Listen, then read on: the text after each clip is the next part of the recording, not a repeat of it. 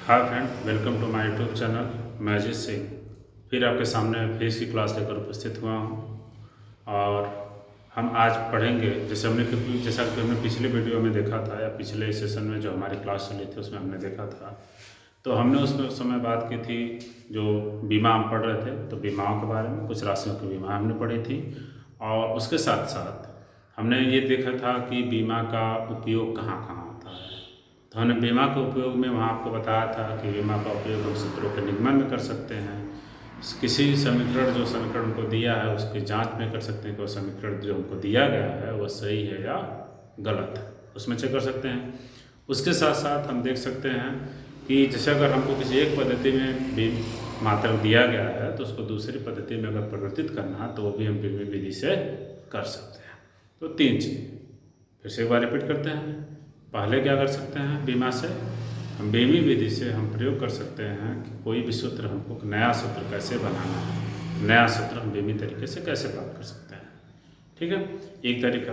दूसरी चीज़ क्या हो सकती है, दूसरा उपयोग कि हमको अगर कोई समीकरण या सूत्र दिया है तो वह सही है या गलत है तो उसकी शुद्धता की हम जाँच कर सकते हैं बीमी विधि से। और तीसरी चीज़ है कि बीमा को या बीमा के माध्यम से हम किसी भी सूत्र को अगर वह या किसी भी राशि का मान एक पद्धति में दिया है तो उसको हम दूसरी पद्धति में कैसे परिवर्तित कर सकते हैं। ठीक फ्रेंड, तो वीडियो में आगे बढ़ने से पहले हम आपको बता दें कि पिछला वीडियो ज़रूर देखिए, वो बेहतर, और लाइक करिए, दबा के लाइक करिए और दबा के सब्सक्राइब करिए और शेयर भी करिए और अपने दोस्तों मित्रों सबको बताइए। और वीडियो आखिरी तक देखिए, जो भी देख रहे हैं वीडियो आखिरी तक देखिए, क्योंकि बड़े काम की चीज़ है जो मैं आपको दे रहा हूँ, बहुत बड़े काम की चीज़ है। हर प्रकार के कंपटीशन एग्जाम में, यहाँ तक कि एकेडमिक क्लासेस में भी ये आपको मदद करने वाली चीज़ है। जो बच्चे हाई स्कूल में हैं, इंटरमीडिएट में हैं, उनके लिए भी लाभदायक है। और साथ ही साथ जो लोग तैयारी कर रहे हैं परीक्षाओं की, किसी प्रकार की परीक्षा की, वनडे एग्जाम की, किसी प्रकार की, तो साइंस का जो टॉपिक होता है, जो आप बेसिक साइंस के बारे में बात करते हैं या फिर आप अन्य कंपटीशन के एग्जाम जो तैयारी करते हैं साइंस के लिए, तो उन सब के लिए रहते हैं। तो वीडियो को आखिरी तक देखिए और लाइक करिए, सब्सक्राइब करिए और ज़्यादा से ज़्यादा इसको शेयर करिए। तो मैं अब आगे बढ़ता हूँ। तो हमने जो आपको पिछली बात की थी कि प्रयोग, तो हम उसमें से एक प्रयोग आज पढ़ेंगे। आज केवल हम एक प्रयोग पढ़ेंगे और वह प्रयोग होगा कि हम बीमी विधि से किसी भी कोई भी सूत्र कैसे प्राप्त कर सकते हैं। किसी राशि के लिए हम सूत्र कैसे प्राप्त कर सकते हैं, हम नया सूत्र कैसे जनरेट कर सकते हैं, हम उसके बारे में आज पढ़ेंगे। ठीक है ना, तो हम शुरुआत करते हैं, आगे आ जाइए। ठीक है, चलिए। तो हमारा आज का जो वीडियो होना है वो हो जाएगा बीमी विधि से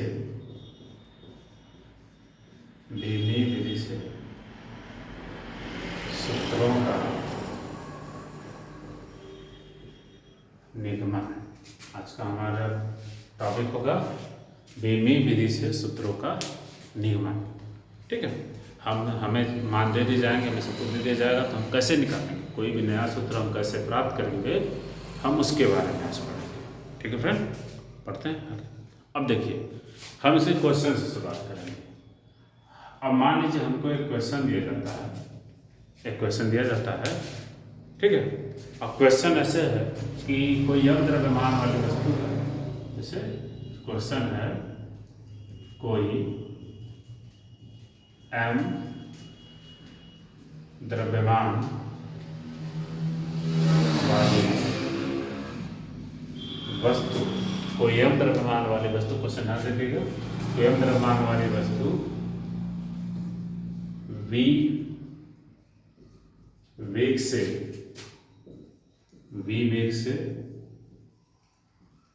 चल रही है। कोई m द्रव्यमान वाली वस्तु v वेग से चल रही है। ठीक है, तो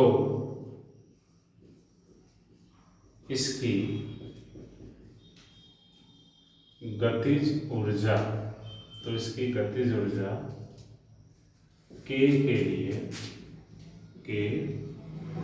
के लिए सूत्र प्राप्त कीजिए। ठीक है, ये सूत्र, ये हमारा टॉपिक है, क्वेश्चन है। कि कोई m द्रव्यमान वाली वस्तु v वेग से चल रही है तो इसकी गतिज ऊर्जा k के लिए सूत्र प्राप्त करना है।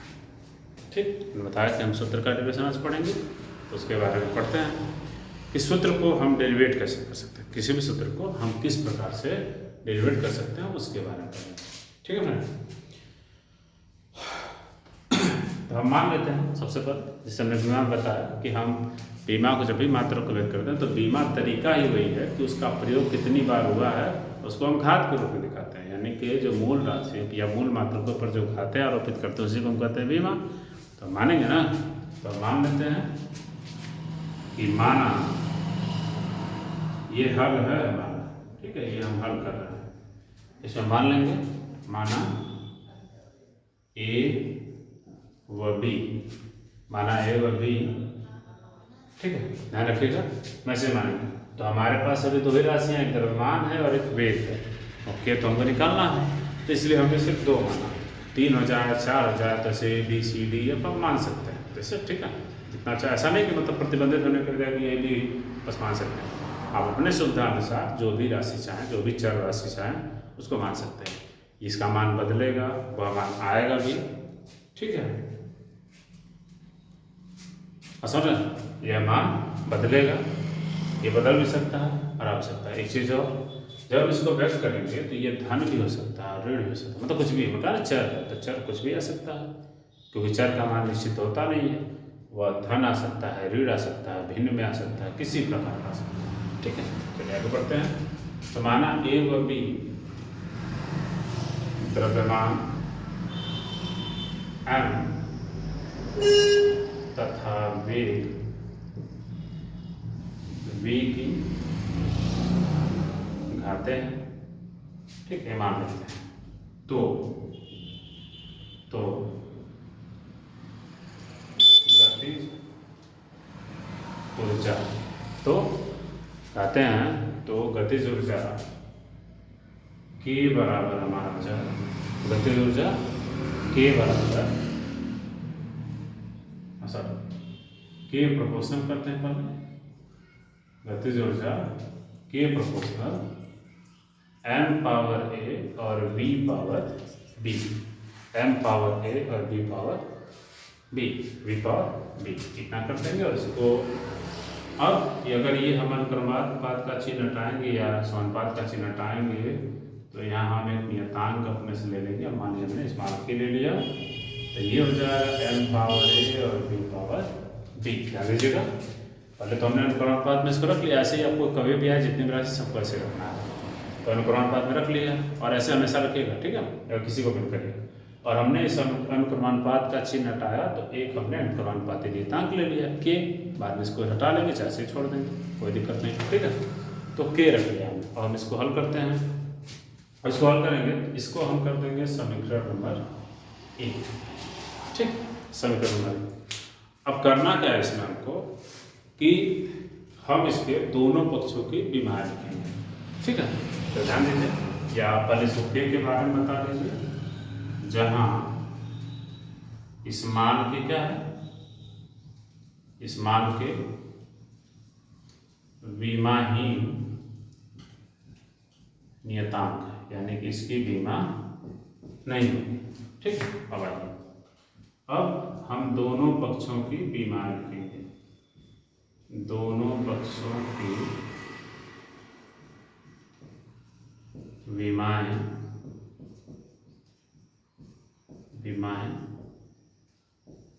लिखने पर, अब क्या करेंगे हम, यहाँ से दोनों पक्षों की बीमा लिखेंगे। तो दोनों पक्षों की बीमा लिखेंगे, इसको समझ लीजिए, अब इसके आगे दोनों पक्षों की बीमा लिखी जाएगी। तो दोनों पक्षों की बीमा लिखेंगे तो एक क्या है, गतिज ऊर्जा, और गतिज ऊर्जा की बीमा क्या होती है दोस्तों, तो गतिज ऊर्जा की बीमा होती है mL2T-2, ये हो गई आपके गतिज ऊर्जा की बीमा, ठीक है। गतिज ऊर्जा की बीमा हो गई mL2T-2, ठीक है। दूसरे पक्ष में दिया है तो के की बीमा लिखनी नहीं, क्योंकि के बीमा ही ना, उसको छोड़ दीजिए, बचा m की बीमा लिखने की, m क्या है, m है द्रव्यमान, तो m द्रव्यमान है तो m की विमा लिखेंगे, तो ये हो गई m की विमा m पर a, ये घात है, घात उसी तरह रहेगी। और उसके बाद वेग, ठीक है फ्रेंड, देखिए वेग की विमा, तो वेग की विमा हमको रखनी है, तो वेग की विमा क्या होती है, हमने विमा पीछे पढ़ाई है, उसको समझ लीजिएगा, LT माइनस 1 पर P, ये हो गया। अब इसको हल करिए, हम इसको लिख सकते हैं m पर कुछ नहीं है तो 1 लिख सकते हैं, इसको 2 है ही ये, और t पर माइनस 2, ये पूरा जैसे का तैसा हम नोट कर लेंगे, हमको इसमें कोई परिवर्तन नहीं करना। आगे बढ़िए, इसको क्या लिख सकते हैं, गुणा करेंगे तो ये a अंदर आ जाएगा, तो इसको लिख सकते हैं हम m पर a घात दे सकते हैं, ठीक है। और इसको लेके आएंगे तो l पर b और t पर माइनस 1, सॉरी 1 में गुणा होगा तो t पर माइनस b, ठीक है। एक स्टेप और आगे बढ़ते हैं, तो क्या आ जाएगा m1 l2 और t माइनस 2, और यहाँ आ जाएगा m पर a l पर b और t पर माइनस 2। समझिएगा, और यहाँ तक से समझ में आ रहा होगा, सिर्फ हमने क्या किया, दोनों पक्षों की विमाओं को हम हल कर रहे हैं, इतना समझ में आ रहा होगा, ठीक है।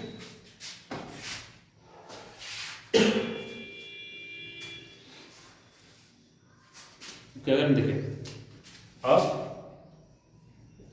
आगे जो है दोनों पक्षों की घातों की तुलना करने पर, हम दोनों पक्षों की घातों की तुलना करेंगे, बस में दोनों पक्षों की घातों की तुलना करेंगे।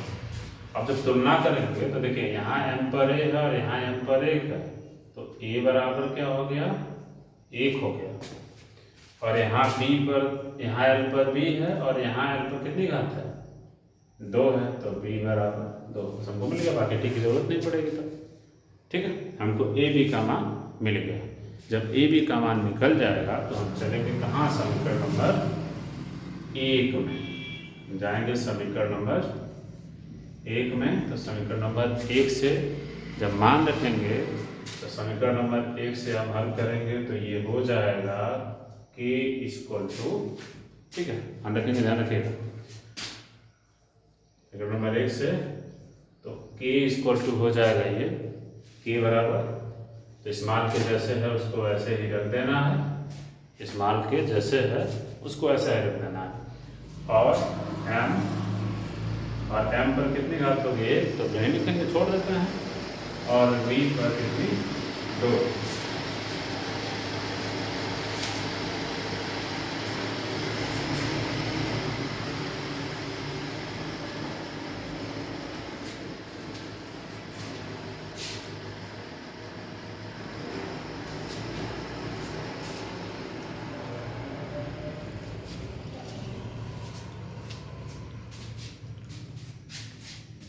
देखिए हमने क्या करेंगे, जब समीकरण 1 में हम मान रखेंगे तो k बराबर k, देख रहे हैं ना, और m पावर a, तो a का मान 1 है, नहीं रखेंगे उसको, और v पावर b, तो b का मान कितना, 2, तो वहाँ 2 रख देंगे, तो हमारा फार्मूला क्या हमको मिल गया, k बराबर kmv स्क्वायर, ठीक है, ये हमको सूत्र मिल गया, समझ रहे हैं।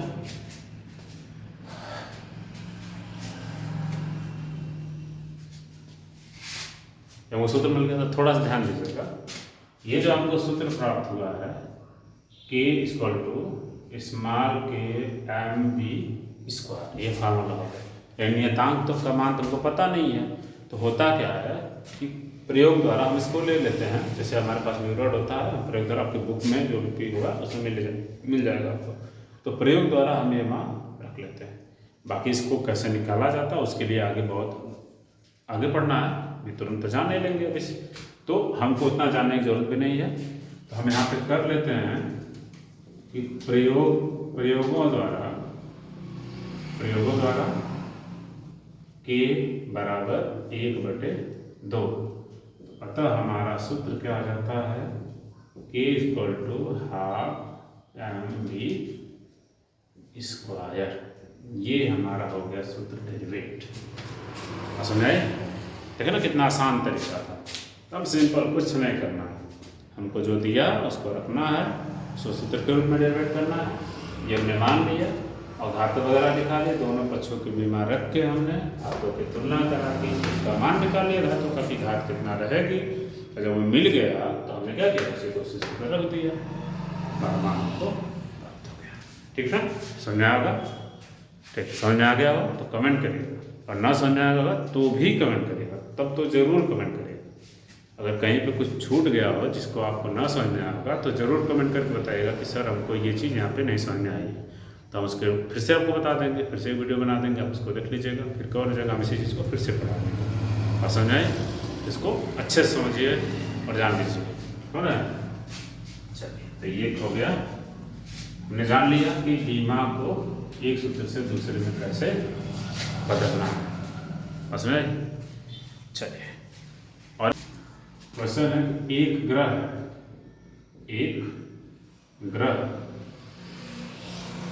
सूर्य के चारों ओर आर त्रिज्या, सूर्य के चारों ओर आर त्रिज्या की वृत्ताकार कक्षा में, ठीक है, वृत्ताकार कक्षा में चक्कर लगाता है। ठीक है, हम क्या करना है, इसके परिक्रमण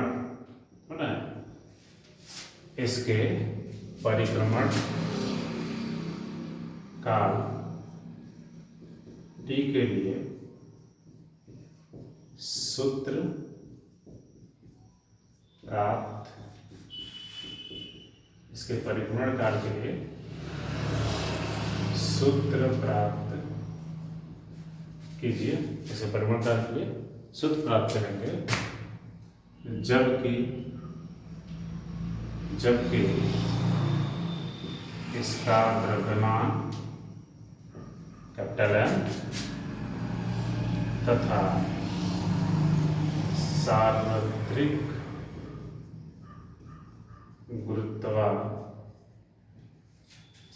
गुरुत्वाकर्षण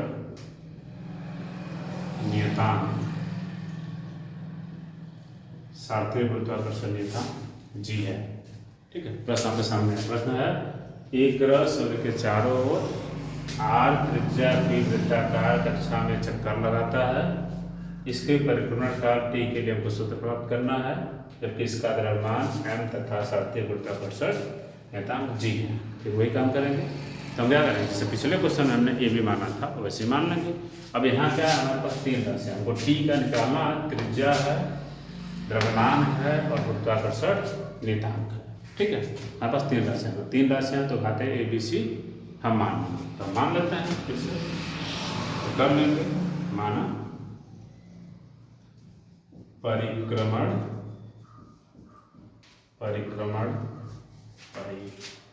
जगह लग लेते हैं, नहीं तो बच्चे लग नहीं पाएगा। माना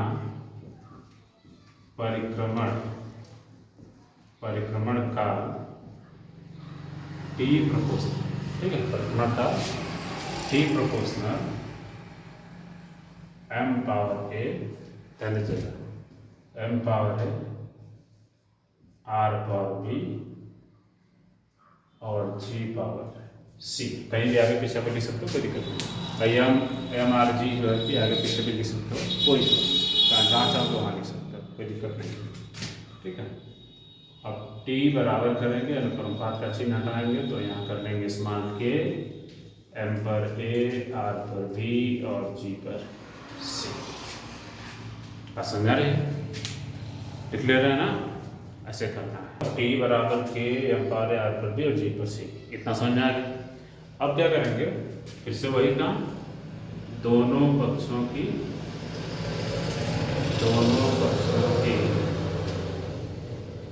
विमा लिखने पर, दोनों पक्षों की विमा लिखेंगे। विमा लिखे टी समय, तो टी समय है तो समय में क्या होता है, केवल समय होता है क्योंकि मूल राशि है, तो इसकी विमा टी होती है। तो इस पर एम और एल के रूप में लिखेंगे, एम पर 0, एल पर 0 और टी पर 1, समझ गए, ये लिख लेंगे क्योंकि यह एल का मान इसमें होता है, तो नहीं होता है तो क्या करेंगे, नहीं लिखेंगे ना, वो 0 कर लेंगे। अब दूसरे पक्ष में के चूंकि नियतांक है तो के की विमा नहीं लिखी जाएगी, तो एम द्रव्यमान की विमा एम ही होती है, तो एम पर 1 द्रव्यमान की विमा एम होती है तो एम पर 1 हो जाएगा। इसके बाद यहाँ ध्यान दीजिएगा आर, तो त्रिज्या है ना, तो त्रिज्या लंबाई होती है तो इसकी विमा एल, एल पर 1 और सात्विक गुरुत्वाकर्षण नियतांक, तो इसकी विमा हो जाती है सात्विक गुरुत्वाकर्षण नियतांक की m-1 एल पर +3 और p-2। तो पहले समय की विमा ध्यान दीजिएगा, समय की विमा में हम m पर 0 एल पर 0 लिखें, t पर 1 लिखें क्योंकि t ही बस होता है, बाकी कुछ होता नहीं इसमें, ठीक है।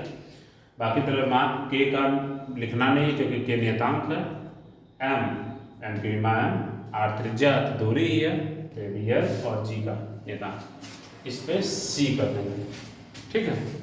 अब उसको एक साथ करते हैं सबको, तो m पर 0, l पर 0 और t पर 1, ठीक है। m पर 0 ना दिख रहा तो उधर लिख लो, चलिए इधर लिखते हैं, इधर लिखते हैं तो क्या होगा m0 l0 t पर 1, ठीक है। ये दोनों बीमा हो गई, दूसरे तरफ लिखे ध्यान दीजिएगा, ठीक है। तो हम ऐड कर रहे हैं, तो m a है, यहाँ c का मल्टीप्लाई होगा 1 में, तो m पर हो जाएगा -1, ठीक है। तो दोनों m को एक साथ करेंगे, मल्टीप्लाई करेंगे -1 में c का, तो -c हो जाएगा, तो m पर क्या हो जाएगा a c, m की घात हो जाएगी। इसके बाद l पर यहाँ b है और यहाँ l पर 3c होगा ना, तो एक साथ करेंगे तो हो जाएगा l पर b प्लस 3c, और जब t का देखेंगे तो t और कहीं नहीं, तो t अकेले हो जाएगा t पर -2c, समझे बात। जब इतना हम कर लेंगे तो फिर क्या करेंगे, दोनों पक्षों की विमाओं की, दोनों पक्षों की विमाओं की तुलना करने पर, दोनों पक्षों की जो विमाएं हैं उनकी हम तुलना कर देंगे। तो तुलना करें, देखिए m की विमा -c, यहाँ 0 है तो इसको लिख लीजिए a -c = 0, ये कर लेंगे। फिर ध्यान दीजिएगा यहाँ से इसका l का, तो b + 3c = 0, ये भी 0, दोनों 0। इसके बाद अगर हम इसको नीचे करना समीकरण के लिए आसान होगा, b + 3c = 0, इसको 1 करिए, इसको 2 करिए, ठीक है, इतना कर लेंगे। इसके बाद t पावर -2c का ध्यान देते हैं, तो t पावर -2c का है तो उस पर है केवल -2c और यहाँ है 1, इसको हल कर लेंगे तो c से आ जाएगा 1/2, ध्यान रखिए किसमें, माइनस में, c आ गया हमारा माइनस में, समझ रहे हैं। चलिए अब आगे बढ़ते हैं, c - 1/2। अब इसमें क्या करेंगे, इसका जो ये समीकरण 1 है यहाँ से हल करते हैं, समीकरण 1 से, ठीक है। समीकरण 1 से जब हल करेंगे तो क्या आ जाएगा, यहाँ c रखेंगे तो c माइनस है, देखिए, तो जब रखेंगे तो a + 1/2 = 0 हो जाएगा, तो a बराबर भी क्या हो गया, -1/2, a बराबर है -1/2। और फिर यही काम कर लेंगे समीकरण 2 से, ठीक है, समीकरण 2 से कर लेंगे। जब समीकरण 2 से करेंगे तो फिर से यहाँ रखेंगे तो बी प्लस है, ध्यान रखिए बी प्लस है, लेकिन जब सी का मान रखेंगे तो माइनस है, तो माइनस का थोड़ा आ जाएगा, तो -3/2 हो जाएगा। समझ 3/2 इक्वल टू 0। तो बी क्या हो जाएगा इक्वल टू 3/2 प्लस। समझ रहे हैं, ये इतना हो गया। अब हमको ए भी मिल गया, बी भी मिल गया और सी भी मिल गया। अब इन तीनों को हम यहाँ पे ला के रख देंगे। इसको समीकरण 1 करना था, ठीक है, समीकरण 1 करना था। अब हम कर देंगे समीकरण, चलिए यहाँ से हटाते हैं, ऊपर क्वेश्चन को हटा देते हैं क्योंकि जरूरत है ना, क्वेश्चन हटा देते हैं। चलिए जगह भी बची है नीचे, तो क्वेश्चन हटा देंगे। तो अब हम ए बी सी हमको मिल गया। अब आते हैं ऊपर समीकरण 1 से, समीकरण 1 से सारे मान रखिए। तो समीकरण 1 टी इक्वल टू के एम पावर ए है, तो ए का मतलब -1/2। उसके बाद आर है और आर पर बी है, तो बी का मतलब +3/2, ठीक है। और यहाँ जी है, जी पावर सी, तो जी का मतलब भी -1/2। इसको चेंज कर लेंगे, तो जो माइनस उसको नीचे लेके आएंगे तो क्या होगा, प्लस हो जाएगा। तो ये हो जाएगा r पावर 3/2, मतलब r पावर 3/2 ऐसे आएगा। और इन दोनों को नीचे लेके आते हैं तो m पर 1/2 और g पावर 2/2 दोनों क्या आ जाएगा, प्लस हो जाएगा, ठीक है फ्रेंड। आगे देखिए, जब t बराबर फिर रखेंगे तो 1/2, अगर किसी संख्या पर 1/2 पावर है तो उसका मान क्या होता है, रूट। उसका मतलब रूट होता है, तो इसको रूट भी कर सकते हैं।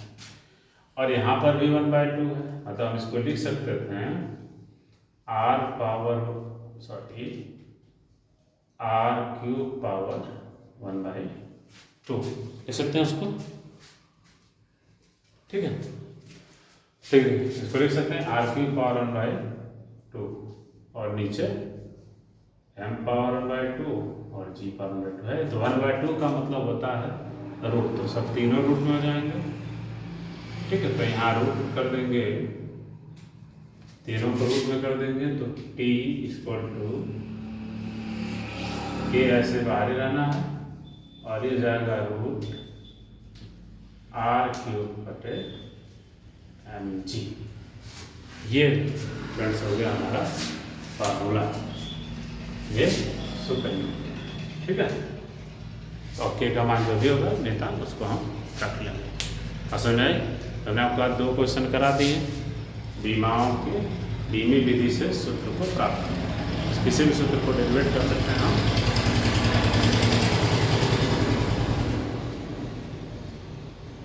ठीक है, समझ आ गया होगा।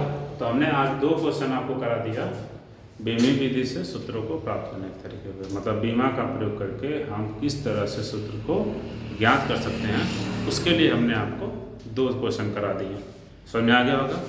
समझ में आ गया होगा। हमने पहले भी कहा था कि अगर समझ में आए तो भी कमेंट करिए अच्छा सा, और कमेंट और समझ में ना आए तो भी कमेंट करिए, दोनों चीज़ों में, क्योंकि तभी तो हम समझेंगे ना कि क्या आपको क्या चीज़ें हो रही, क्या दिक्कत हो रही, हम उसको दोबारा से आपको बता देंगे कि कैसे इसको करना है। समझ में आए एक बात। दूसरी बात क्या है कि दूसरी बात, जब भी आप देखें तो वीडियो को पूरा देखिए, क्योंकि पूरा नहीं देखेंगे तो आपको समझ में नहीं आएगा। और स्टेप बाय स्टेप जुड़ते रहिए और पढ़े देखिए, ठीक है। और अपने दोस्तों मित्रों सबको बताइए कि एक अच्छे अपॉर्चुनिटी, एक अच्छा मौका मिल रहा है, जब आपको पूर्णतः निःशुल्क मिल रहा है, इस पर काम करिए। दूसरी चीज़, इस सब्सक्राइब भी जरूर कर दीजिए। आप सब लोग सब्सक्राइब जरूर करिए और अपने लोगों में शेयर करिए और उनसे भी सब्सक्राइब करवाइए और रिस्पांस उठाइए और लाभ भी रिस्पांस दीजिए भी और रिस्पांस लीजिए, दोनों करना, ठीक है। तो फटाक से लाइक मारिए और सब्सक्राइब करिए और किसी को अपने मित्र को सेंड करिए, ठीक है। तो आज के लिए इतना है। तो अब हम आगे फिर से मिलेंगे एक नए टॉपिक के साथ, नई ऊर्जा के साथ, नए दिन पे हम फिर से मिलेंगे। तब तक के लिए धन्यवाद।